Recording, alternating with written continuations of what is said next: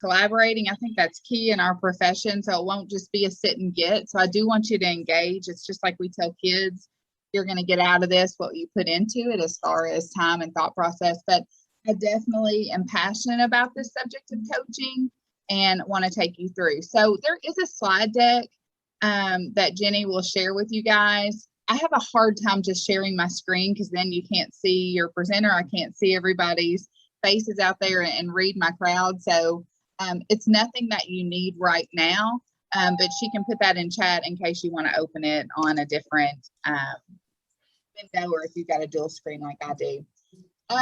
Talking first, I think it's a good idea to tell you where I'm at and why this is important to me. So I'm in year 20 of education, and I'm in year 12 of being an administrator. And so I'm not going to lie, my passion is instruction and curriculum. It always has been. After I left the classroom, I became an instructional coach in Hardin County before becoming an assistant principal. So I think people invested in me when I was really young in my venture of instructional coaching. And I think it's made a big difference in the leader that I am. And I will say, sorry if I'm stepping on toes of anybody, but gone is the day where principals can be managers. I think we've got to know what we're asking teachers to do, and we have to be well versed in that. But we don't have to be all knowing in their content. So one thing I always struggled with when I became a principal of an elementary school, but I was a high school trained teacher. So the first thing that people said to me when I walked in their classrooms to coach them was, "You've never been a what? Elementary teacher. You don't understand what teaching is at the elementary level." And so I had to break that barrier down as far as I think all of us here kind of understand that good teaching is good teaching in kindergarten versus senior level English class. And so that was my first barrier to overcome when I went to that level. Then I came back to the high school. I'm principal of a high school right now. Got almost 1,200 students in our school, 9 through 12. Same difference. When I walk in a math classroom 3 years ago, it was, "You've never taught math." And so overcoming that is huge. And one of those ways to overcome that is through the coaching. With that being said, I do want to share my screen just to share my story before we get to the PGP process of, I've just been here 3 years. So as far as where we're going, I have a 5-year vision. And so at the end of year 5, I'll do another 5-year vision for myself and work with the superintendent on that of where I want to go. So when I got this job in July of 2019, pre-COVID, the way that our instruction was set up was I did have 4 assistant principals, or I still do. 1 assistant principal was over our at-risk students. 1 assistant principal was over all curriculum, instruction, and assessment. 1 assistant principal was over discipline, and 1 assistant principal was over like CTE and did the discipline as well. Did I say all 3? Oh, and 1 assistant principal was over freshman academy. That's what it was. And so I had 1 assistant principal who was well versed in instruction and curriculum. And I also had an assistant principal that just did discipline. So if you've been in leadership any time, or any of us, I've served as an assistant principal for a long time, discipline will wear you out. And in my mind, I'm training assistant principals to be principals. So you kind of got to know it all. So immediately in July of 2019, I restructured the assistant principals roles. And so everybody does instruction, supervision, and they take on different departments. And you'll see that on the slide deck when you get it. And then everybody does discipline as well. So I think that's important because I needed all of my instructional leaders in the building to understand good instruction and to be well versed. I had 4 counselors, and at the time in July of 2019, I had department chairs, and my department chairs were just that. They were managers. So they were used to coming to a meeting and getting a list of things to tell their department, and then they would go to their department. So I learned very quickly that we had a long way to go. As far as that's concerned, as far as them being instructional leaders. So when I went from being an elementary principal, having about 24 teachers to oversee, we're a small elementary, to a high school where I have over 85 teachers, to oversee, I realized that I could not do it alone and that everybody had to be well versed. So that ventures into the coaching piece. So I want you to open your chat for just a second. And I want you to think back to your career. How have you been coached, whether it was in the classroom as a principal? I just want you to put in the chat, what are ways that you've been coached in your position?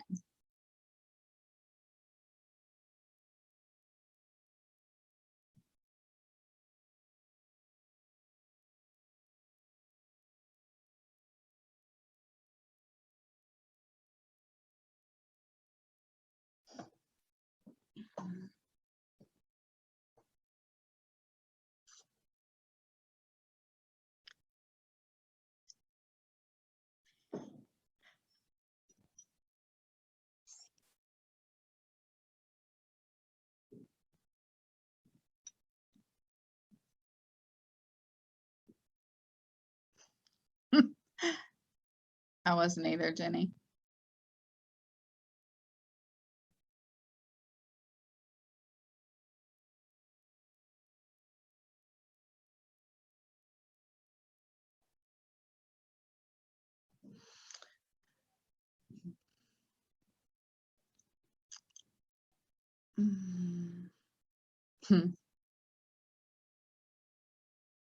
Yeah, I'm with you, Diana. So I think that's where I was too. When I went into the leadership role, I really, if I'm being honest, and it's no disrespect to any of my principals when I was a teacher, but I really wasn't coached. And I'm a daughter of an educator, and so I felt like I was probably teaching since I was about 3 in my basement. So I feel like if I did a decent job, you were kind of left alone. And so my coaching only came through the evaluation process. And quite honestly, because I tried to do a really good job, sometimes we would do a post-conference, sometimes the post-conference would just be typed in. I mean, there was not a lot of coaching in my life as a teacher, but I felt like I wasn't good enough. And so you had to seek that out yourself. And so if we really think about our teachers currently on staff, you know, that's what we call the runners, the superstars. I mean, they're always going to try to seek out, but it's really important to me for students to have equal access and opportunity to high level curriculum. It's also really important for me to have every teacher in my building have equal access and opportunity to effective coaching. And so that is a passion area because everybody was used to going through processes. So that's why I'm talking today about PGP. But did the PGP process really help me grow as an educator? Again, if I'm being honest, y'all can nod your heads if you actually turned on your cameras today.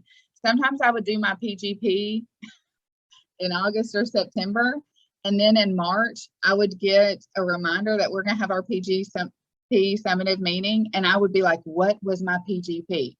Did anybody else have that same? Okay, like that's really looking back, that's awful. And so I would like go back and try to find everything that I could that had to do with my PGP. And so that is terrible. So when I went through the coaching process, that's why the PGP came up in my mind, because everybody has a PGP. And I thought it's really hard for teachers to circle around to understand that when I come in for a mini observation or a full observation, they still feel like it's evaluative.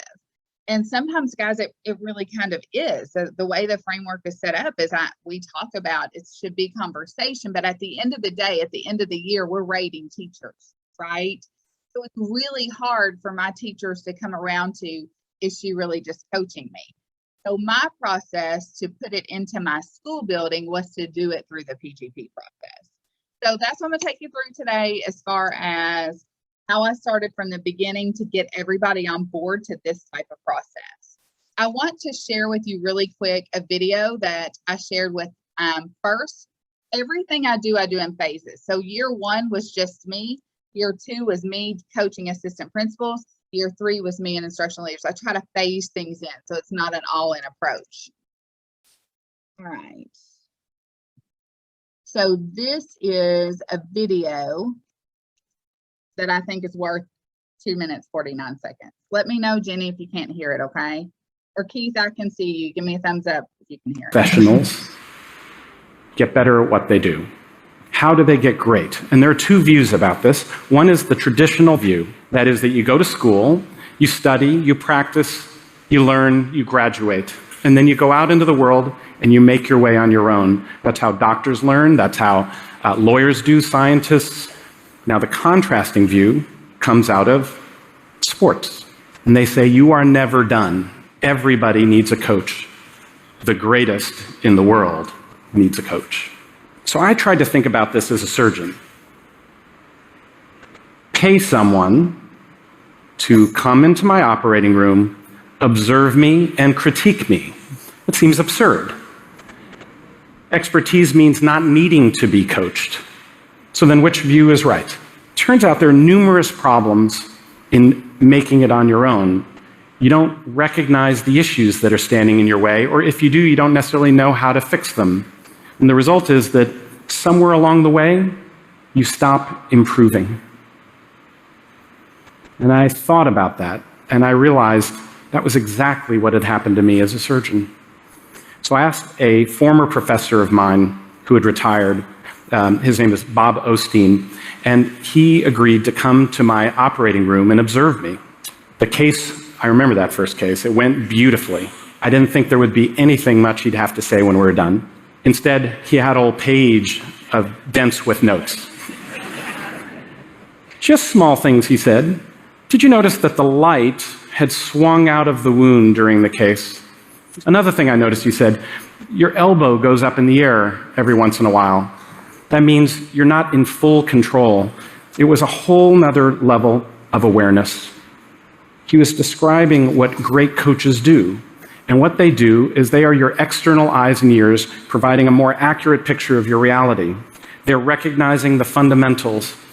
They're breaking your actions down and then helping you build them back up again. After 2 months of coaching, I felt myself getting better again. And after a year, I saw my complications drop down even further. It was painful. I didn't like being observed. And at times I didn't want to have to work on things. I also felt there were periods where I would get worse before I got better. But it made me realize that the coaches were onto something profoundly important. I think it's not just how good you are now, I think it's how good you're gonna be that really matters.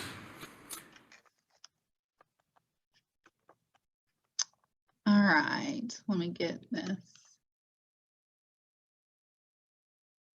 Okay, so that is what I shared with, let me stop sharing my screen for just a second.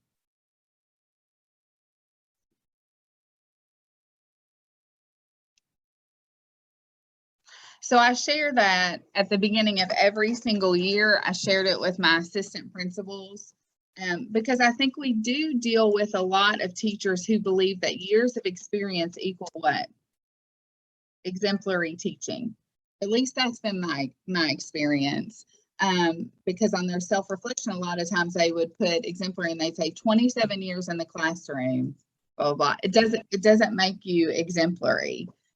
So that's what I'm kind of working against. So I asked a couple of my instructional leaders to come in, and I said, real quick, like this was literally 20 minutes ago, I want to know to be able to tell my peeps today, how has your job changed in the past 2.5, 3 years since I've taken over the helm? Like, what is different about your job? And I put those quotes on these slides. But as we go forward, I think it's important to see their perspective too. And so my English department leader said, I went from ordering scissors to knowing what is happening in the classrooms in my department. I'm better equipped to guide them when they have questions and not just spit out an answer. My science department lead said, change has been related to resources we have. Instead of figuring out how to coach my teachers in my department, we are given access to readings and trainings to be more effective coaches. But I also think the next one's key too. They said, you've got really high expectations, which equals a little stress, Ms. Gregory. And I think that's where we have to know that I tell my teachers every day, you better expect excellence out of kids. Like we push kids, but then we're not willing to push ourselves. That makes sense. So that's a balancing act for me as far as making sure that use stress instead of distress, that that we have an urgency in this school building to do better as a professional. And then the last one, which is really saying a lot for this leader, she goes, I've realized I'm not as good as I thought I was. So to me, the only difference in this school building that has changed is the cognitive coaching approach. Because in the past, you guys, when I went into a classroom, and I feel like everybody here probably can do this, when you walk into a new teacher or any teacher's classroom and you do an evaluation, can you immediately spot issues? Yes, whether it's instruction or they need to do this, like I'm well versed in that area. And so if we're talking in doctor's terms, like that surgeon, I could diagnose that teacher really quickly. So then we would sit down, and this is pre-cognitive coaching. Then we would sit down and I would say, okay, here's what you need to do. I need you to do this, this, this. And sometimes I'd see it in the classroom and sometimes I wouldn't. Can somebody give me a head nod that yes, no, that okay? And so I got really frustrated with myself there. Like, I'm like, why don't they get it? Like, if they will just do this, they'll be so much better if they'll just embrace this. And what I realized is I was doing the problem solving for the teachers. Like, I was seeing the issue, but they weren't really seeing the issue. They weren't a part of the solution to coaching. So, or to their instructional process. So I thought I was coaching, like I'm sitting down with them. I'm not just going through the rubric while we do go through the framework.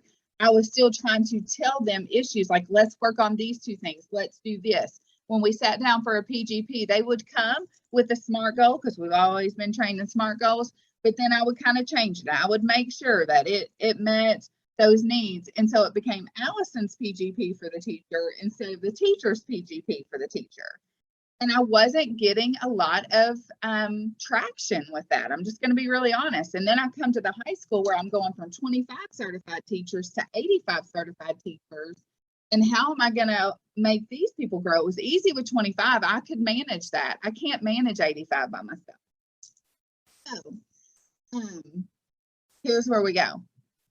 Here are the resources are on the slides too. So year one, which it's too late now, right, Jenny, to be in your cohort? All right, so year one, I saw something come from Katie that said, hey, you can be a part of this cohort if you apply. It's cognitive coaching training. And I've read a lot of coaching books, okay, but I was like, well, I need something.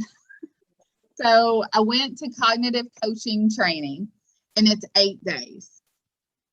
And the coaching training changed my whole life as an administrator, because it took away the thought process of I'm solving all their problems for them to them solving them. Okay, so I just went to that training and just took it in that first year, because even for somebody who tries to read a lot and cutting edge, and I would say all of you are that are on here, it was still a shift in my thinking. I mean, it was still something for me to try to wrap my brain around. And that happened in 2019. And I don't know if y'all have heard, but also COVID occurred in 2019. I couldn't really do a ton of work with it because the pandemic occurred. So then year two, though, I got my book back out of the Instructional Leaders Guide. Has anybody had this before? Read this? Robin Jackson, you probably know her work. It was Never Work Harder Than Your Students, or that book. So I had already done work in this book. And so I got that back out to try to see the difference. Okay, so here's the difference that I want to point out. I realized very quickly that everybody in your school building is not ready for coaching. Because to be able to coach somebody, they have to have tools in their toolbox to use. Meaning I got to know what I can do to fix that issue. So this is a book study I did, and it has 4 different conversations you can have, coaching being one of them. But you've got directive conversations, you've got reflective conversations, and facilitating conversations. And so this is actually where I started with instructional leaders and assistant principals in my building. Because the first chapter of this book talks about identifying the teachers in your school, and even your principals too. High will, high skill, high will, low skill, low skill, low will, if you've heard anything about that. So I went through this entire book with my leadership team in year 2. So again, I've already had the coaching training, but I'm not doing any cognitive coaching for them because we weren't there yet. I was going from department chair meetings again, remember, just managing information. They weren't instructional leaders. So I can't push that out until my leaders are where they need to be. So this book was super uncomfortable for them because they had never had conversations like this with their department members. The other thing that we had to overcome was they thought things were happening in their departments that weren't happening. Like they think everybody's an exemplary teacher. Would you agree with that? Like, unless they've been in the classroom, they're like, she's really nice. She's a really good teacher. I'm like, what evidence do you have? Like, how do you know? So I made sure in year 2 that my instructional leads were getting out into their classrooms on planning. And so the first step I did was just go out and look what's happening in your classrooms. I didn't have a to-do list. I didn't have a walkthrough tool. I just wanted them out and about and just in their department. So it wasn't so crazy. And that was last year. After 2 months of that, we came back to the table and I said, so what you seeing? They were freaking out. They were like, what is happening? So then we dealt with, okay, so you're saying there's that time like we're having these issues. So I said, okay, what is good instruction? What do we believe good instruction is in our school building? And so I let them drive that. I said, okay, tell me what that is. And so we had a whole instructional lead meeting where we decided what that is. And then I said, okay, now you're going to go out into classrooms and I want you to look for these things. Is it happening? And that way they could get a good feel for what we needed as a school. And so in some of those things, one of them was that everything was intentional in the classroom, that there was more student talk than teacher talk. They came up with those things, but when we came back to the table after 2 months of that, it was, well, Ms. Gregory, I'm being really honest, I don't know how to do this.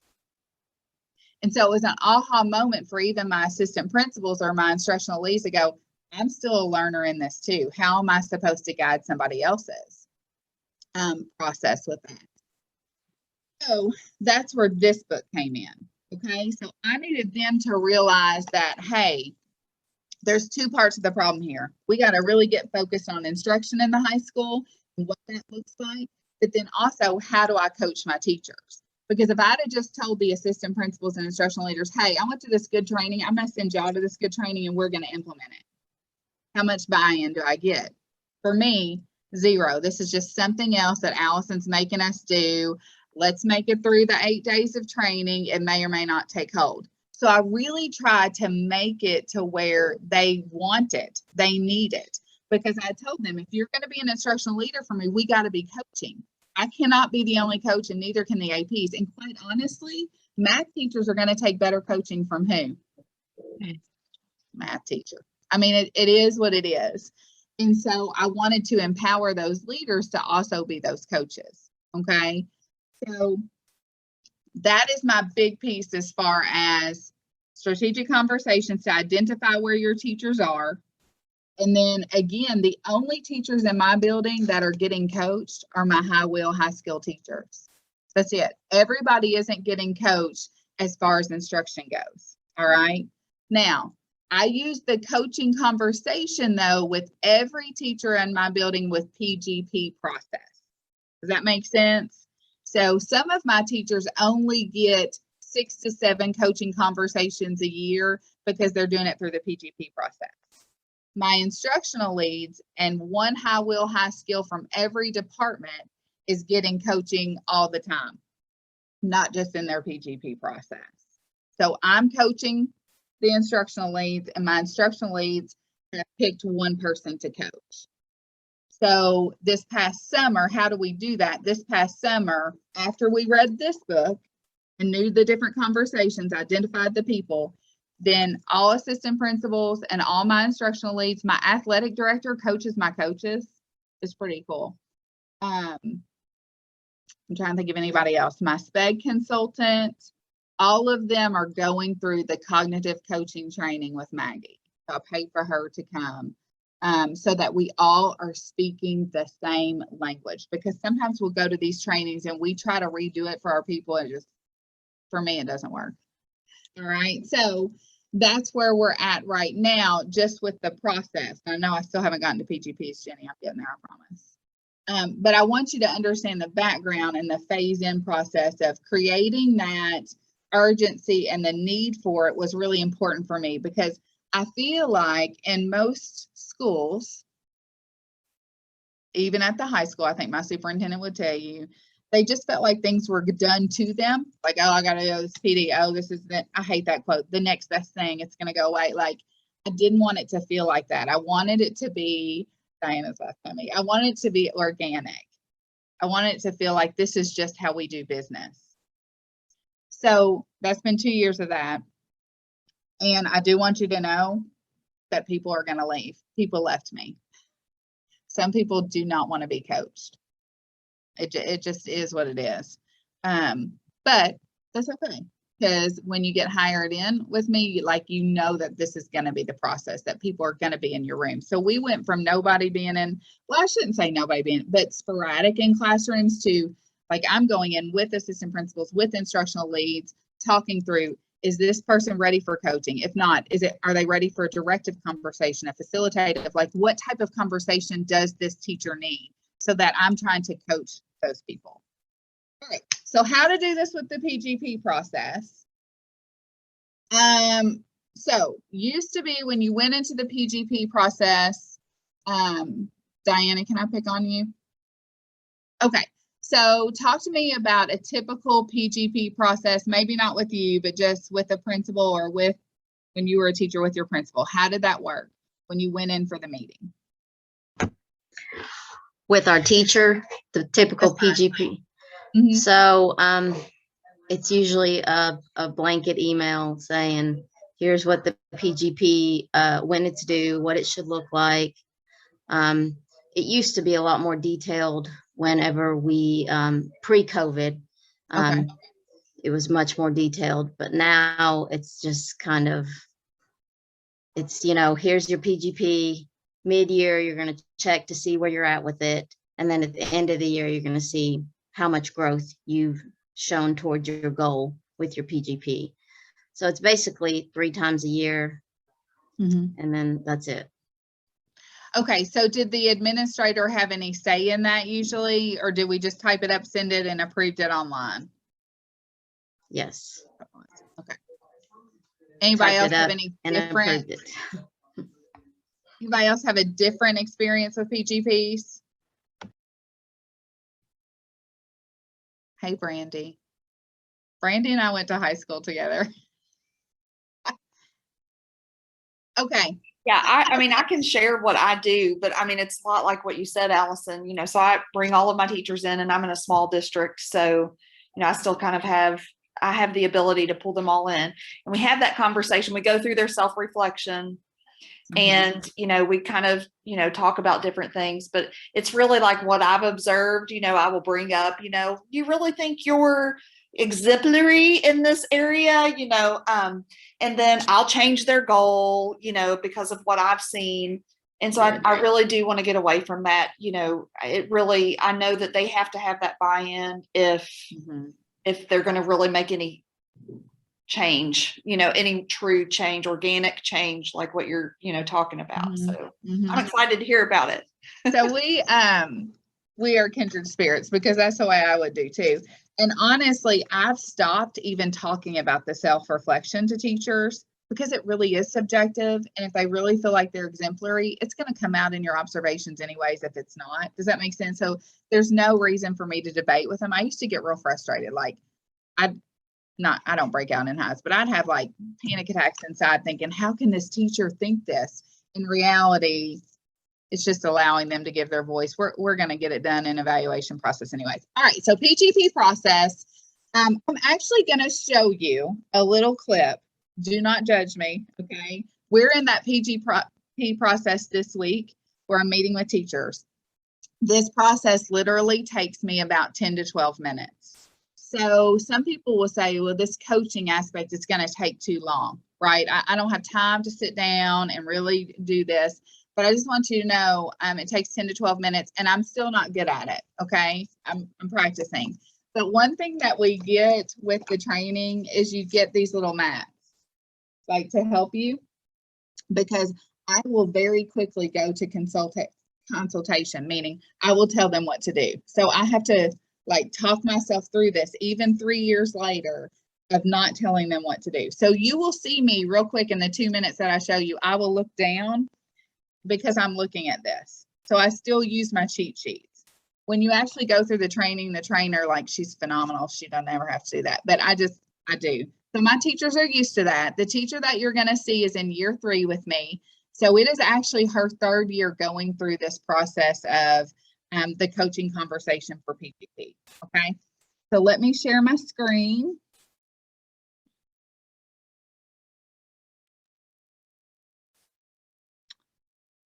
Stacey, do you see my screen? Okay. All right. Here we, let me minimize it so I can press play. This is about 6 minutes into our conversation.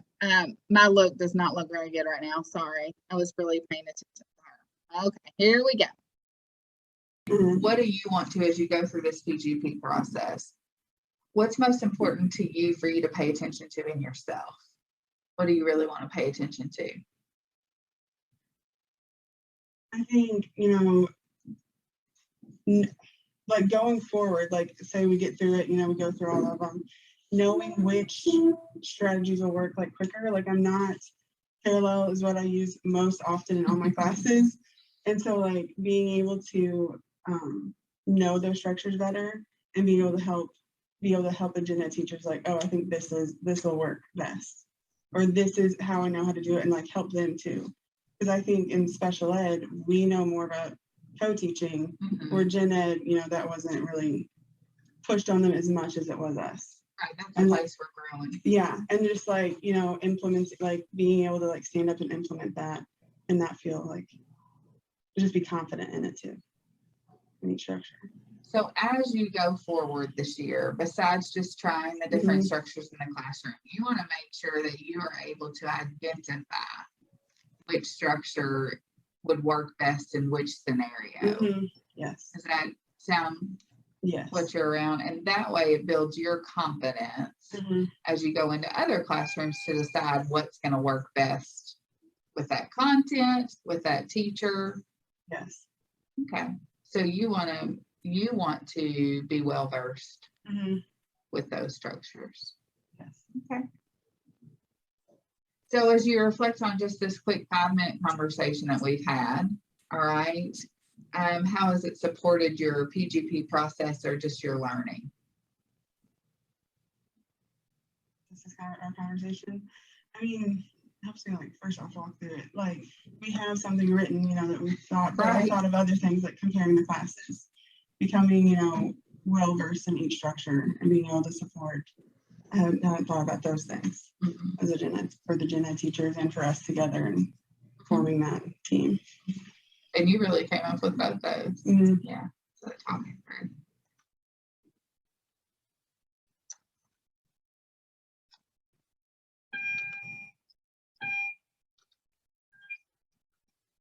Okay. Is it back to me now, Jenny? It is. Okay, so we're going to do a wonder and notice. Okay, wonder and notice over in your chat. I want you to tell me something you either wonder about what the 2 minutes you just saw, or what you noticed about those 2 minutes that you just saw and heard. That was kind of toward the end of our coaching process. So if you will just put that in the chat for me. What did you wonder, or what did you notice?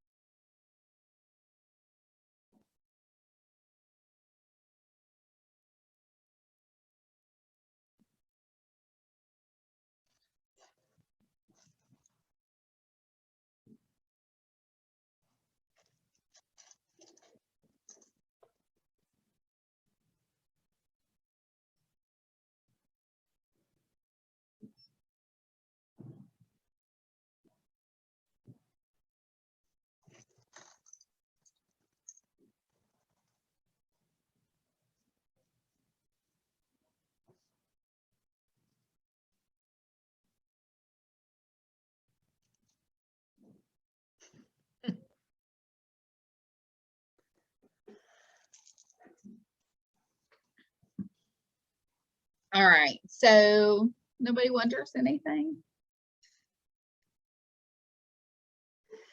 Yeah. So one thing that I've noticed with the coaching conversation just in the beginning is people are uncomfortable with this type of conversation.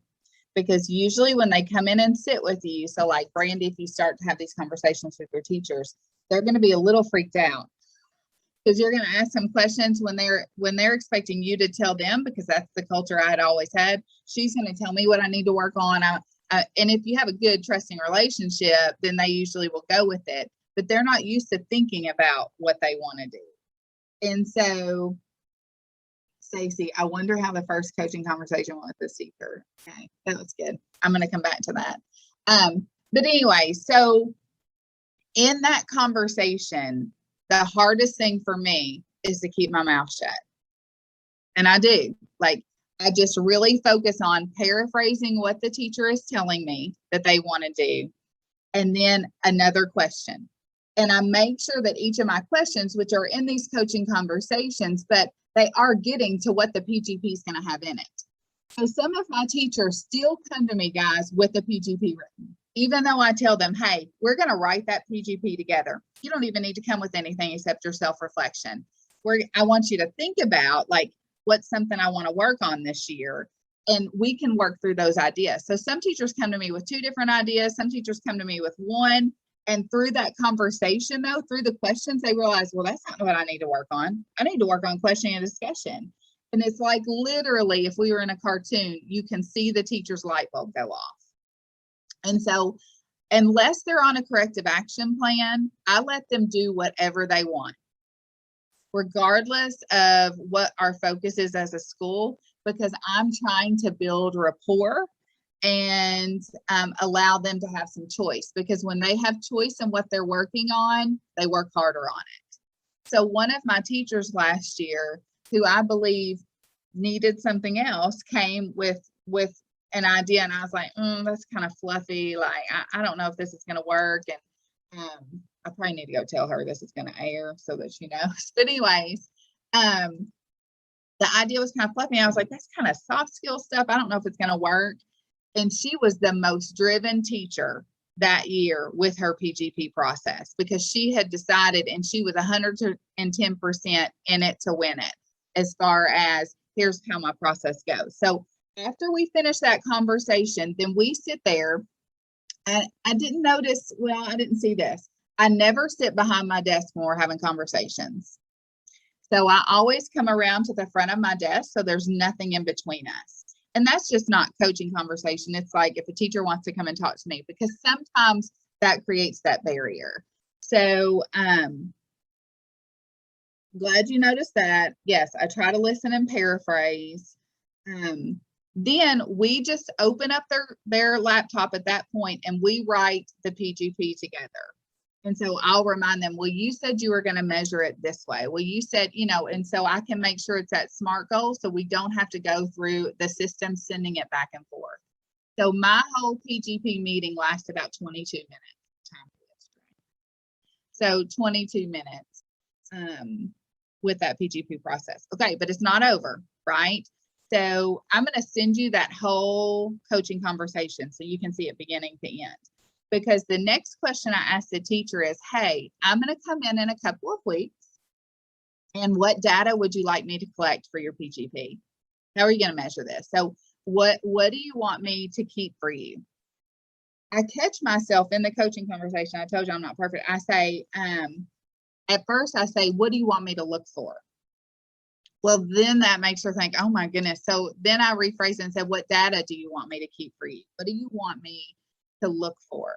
And their data may not be perfect that first time, but I've got to let them fail forward. Meaning, she says to me, well, I want you to look for, who's on the group. That's fine. I'm going to go in 2 weeks, and that's all I'm going to look at is whatever she told me to do. So when we have that next coaching conversation, which happens for us in 3 weeks. So that's the other thing I'm going to tell you is we meet with our people at least monthly on their PGP. And so when I say, here's what we're working on this year, every teacher, that's just my focus for them. Does that make sense? Like, Because I feel like if they can get better in just that one area, we're making gains than trying to get better in every area. So I'll go in, I'll keep that data. We'll come back to a coaching conversation and I will have that data for her prior. So my first question to them in the coaching session is, tell me about what you think about the data. So remember, they've told me what data to keep. Does that make sense? So it can't be, well, she just came in and she looked for all the bad stuff. In my observation, they've told me what they want me to look for. So again, it puts them in the driver's seat. So then the next piece is, okay, so how do we move forward? What would you like to do next? Do you feel like you're there? What data, if this data didn't give you what you needed, and that happened last year, she's like, well, that doesn't help with my PGP at all. And so I'll say, okay, well, what do you want to look for this next time? And so it gets me in their classroom monthly. And remember, this is just my caseload. All right, so I coach all math teachers and special ed teachers. So what you just saw was a special ed teacher. And then all my other assistant principals who have the cognitive coaching training too, they're doing this with the PGP process as well. All right. So Stacy, you wondered how the first coaching conversation went with this teacher. It was slow. You know, like they were like really taken back by like, what? Because one of the questions is, what will success look like for you? Well, you're trying to get their measurable piece. And then the next question is, what do you really want to pay attention to yourself as you go through this process? Nobody's like, I've never asked that question of teachers before.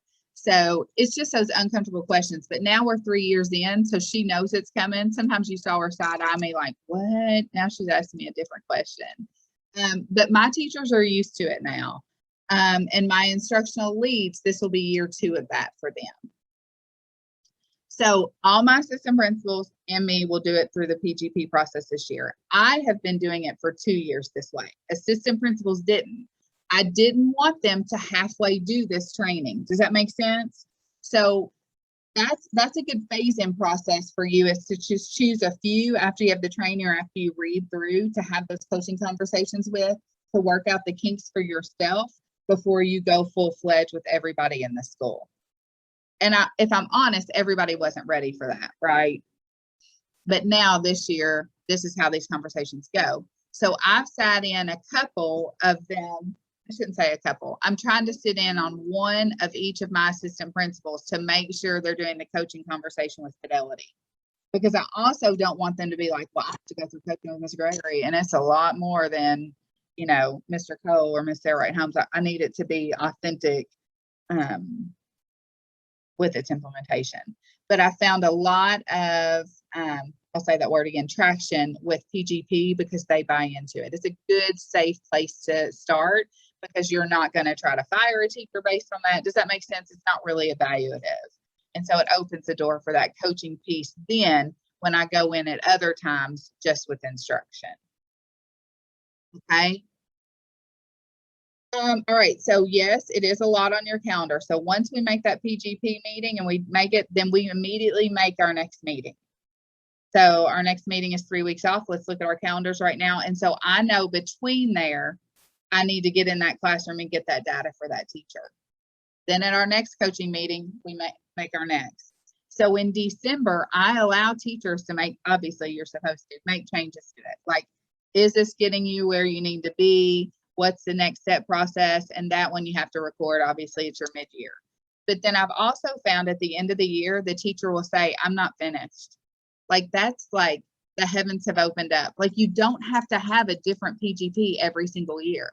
Like, if they haven't made enough gains, so then they will continue it. So we just adjusted that goal for this year based on last year's results because they weren't done. And that also creates some buy-in too, that it's a process. It's not a destination. It's not a, you're done every year, May.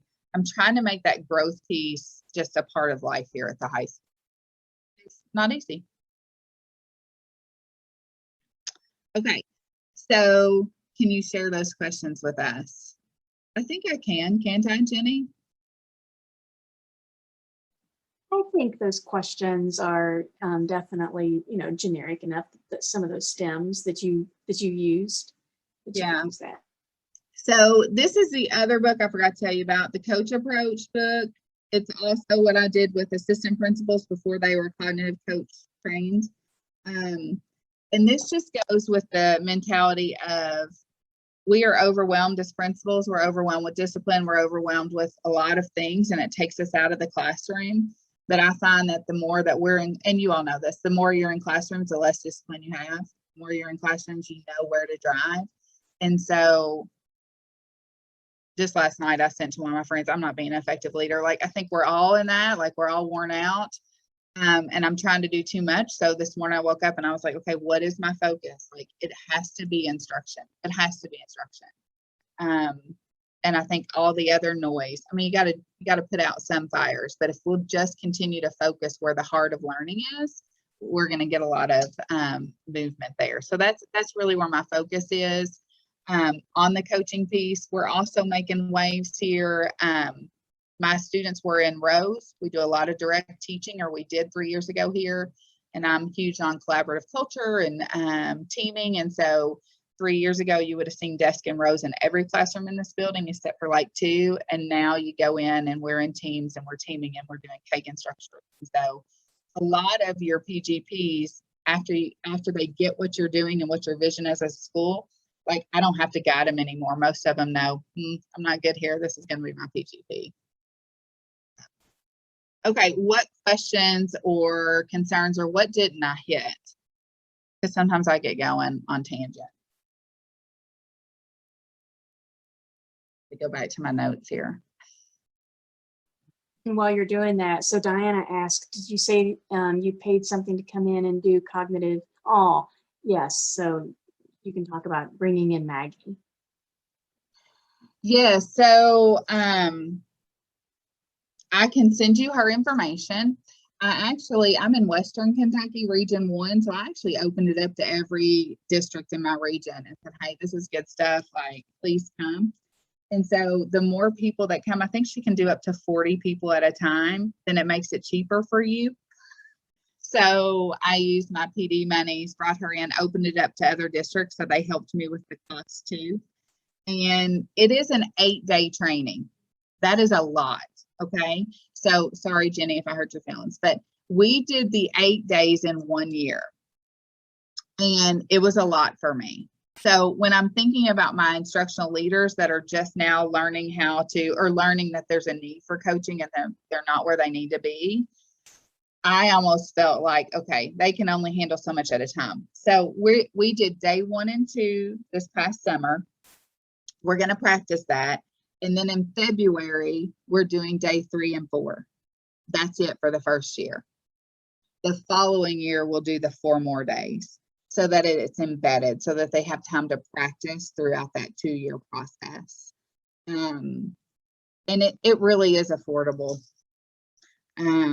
especially if you'll open it up to other districts and other people to come and fill the room. But she is phenomenal. And again, I feel like I'm well versed with a lot as far as instruction and curriculum, but I didn't know how to get what I needed out of coaching. Like I wasn't getting what I needed. I was trying to tell them what to do, and that's not going to work. It wears you out. It wears your teachers out.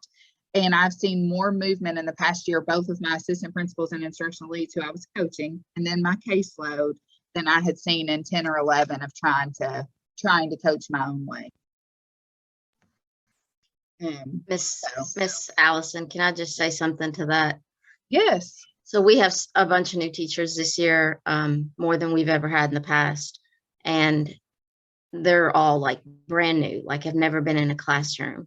So when I go in there and I'm just like, okay, this, you need to fix this. And then it's not getting fixed. So I'm just like, you're not listening to me. Here's what I need you to do. Why aren't you doing it? So what you're saying is really touching. Mm-hmm. It's really touching a nerve with me. Mm-hmm.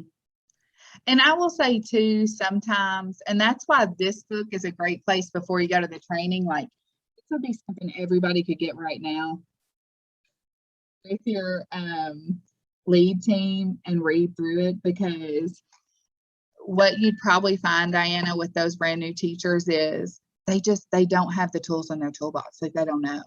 So I'm not going to tell you that a directive conversation probably isn't needed there. You know, like when I have those coaching conversations, they have to have enough experience and tools to be able to come up with their own ways.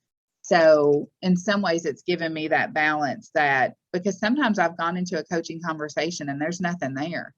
And that's frustrating too, because I realize, hey, they need a different type of conversation than coaching. And so that's why I also will say to people, they're like, well, you're doing all this stuff. I mean, I feel like you got to do pieces of everything. Like, so the cognitive coaching for me was an awesome way to learn how to have a coaching conversation. This one goes into some detail, but not everything I needed. Does that make sense? So for sure, that's, we struggle with that. It does. Thank you.